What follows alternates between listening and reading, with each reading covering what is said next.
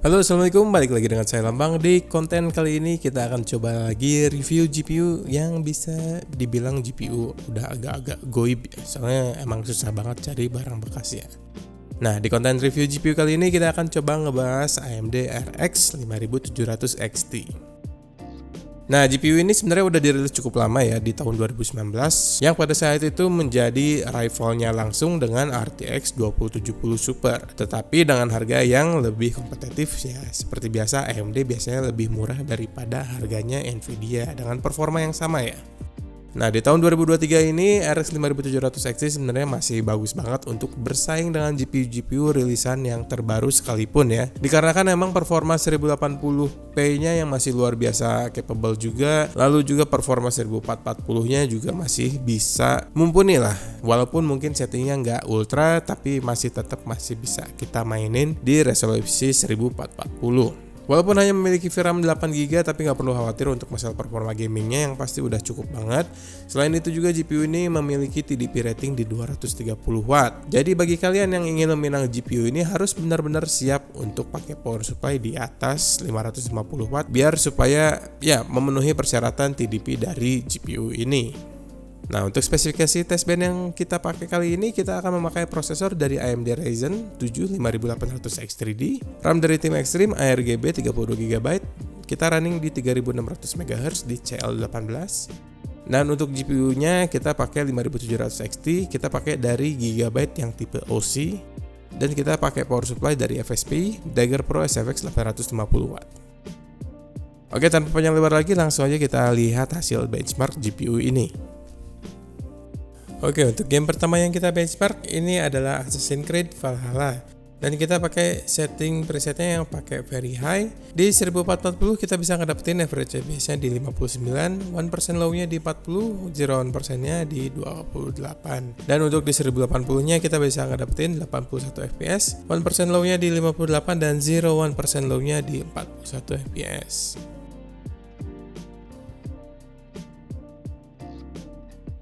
Lalu next game kita ke Cyberpunk 2077. Kita nggak pakai ultra preset bawaan dari setting gamenya. Untuk 1440 kita bisa ngedapetin FPS average-nya di 56, 1% low-nya di 40, dan 0% low-nya di 37.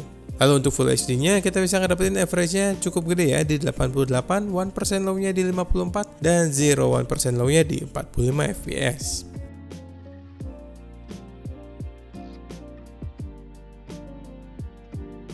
Lalu next game kita ke Elden Ring, kita pakai maksimum preset, tapi di game ini kita di cap di 60 fps. Nah, untuk 1440 kita bisa ngedapetin average-nya di 58, mepet banget ke 60 ya. 1% low-nya di 35 dan 0% low-nya di 16 fps.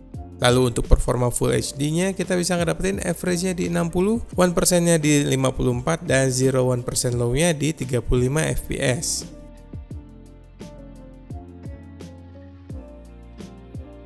Lalu selanjutnya kita berpindah lagi ke Spider-Man Remaster. Kita nggak pakai preset very high bawaan dari gamenya. Untuk yang game 2K-nya kita bisa ngedapetin average-nya cukup gede di 83 fps, 1% low-nya di 64 dan 0% low-nya di 31.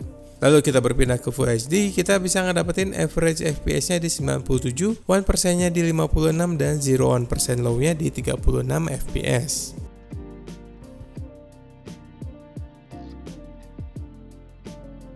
Lalu kita ke game AAA selanjutnya, kita ada di God of War. Kita memakai ultra preset bawaan dari gamenya juga. Untuk 1440 kita bisa ngedapetin average FPS-nya lumayan ya di 63, 1% low-nya di 33 dan 0%-nya di 25 fps. Lalu untuk performa Full HD-nya juga udah lumayan banget ya. Bisa ngedapetin 70 fps average-nya, 1% low-nya di 55 dan 0%-nya di 29 fps.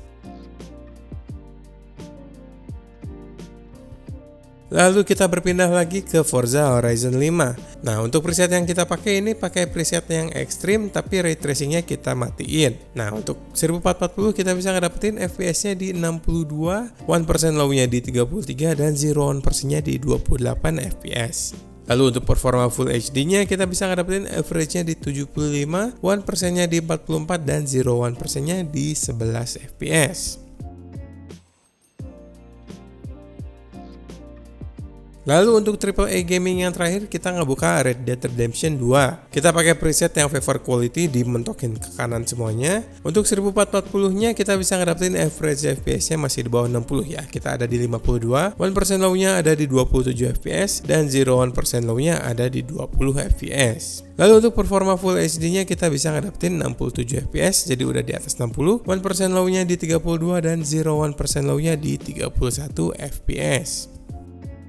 Lalu kita berpindah ke game-game kompetitif. Untuk game yang kita coba kali ini adalah Apex Legends dengan low setting ya. Untuk performa 1440-nya kita bisa ngedapetin FPS-nya di 238 FPS, 1% low-nya di 178, dan 0% low-nya di 82. Lalu untuk performa Full HD-nya nggak begitu bertambah banyak. Kita ngedapetin average-nya di 241 FPS, 1% low-nya di 182 FPS, dan 0% low-nya di 167 FPS. Untuk next game kompe kita ngebuka PUBG dengan pakai low setting dan ultra view distance-nya. Untuk 1440 kita bisa ngedapetin average-nya di 184, 1% low-nya di 122, dan 0% low-nya di 60 FPS. Lalu kita berpindah juga ke Full HD, kita ngedapetin average-nya di 187, 1% low-nya di 125, dan 0% low-nya di 65 FPS. Lalu untuk game terakhir yang bakalan kita benchmark ini adalah Valorant. Untuk settingnya yang bakalan kita pakai di game ini kita pakai low setting semuanya ya. Di 1440 kita bisa ngedapetin average FPS yang luar biasa banyak di 636 FPS. 1% low-nya di 339 dan 0% low-nya di 77 FPS. Gak berbeda jauh dari performa 1080-nya, kita masih bisa ngedapetin average-nya di 642, 1% low-nya di 334, dan 0% low-nya di 80 FPS. Jadi gimana nih menurut kalian? Setelah lihat performa gaming di resolusi Full HD dan di 2K, jelas banget sih ya. Memang untuk gaming 2K di game AAA tahun-tahun ini emang agak sedikit berat untuk GPU ini kalau memang ingin running setting di ultra kalau nggak di mentok kanan. Tapi sebenarnya masih bisa aja kalau misalkan mau nurunin settingnya ke high kalau nggak ke medium agar bisa ngedapetin FPS yang lebih stable dan bisa smooth di atas 60 FPS. Tapi bagi kalian yang ingin main game kompetitif, GPU ini udah cukup banget untuk game-game tersebut. Di resolusi Full HD kita bisa ngedapetin FPS yang luar biasa banyak banget, bahkan di resolusi 2K sekalipun. So menurut saya GPU ini emang cocok banget bagi kalian yang ingin main game AAA di resolusi Full HD.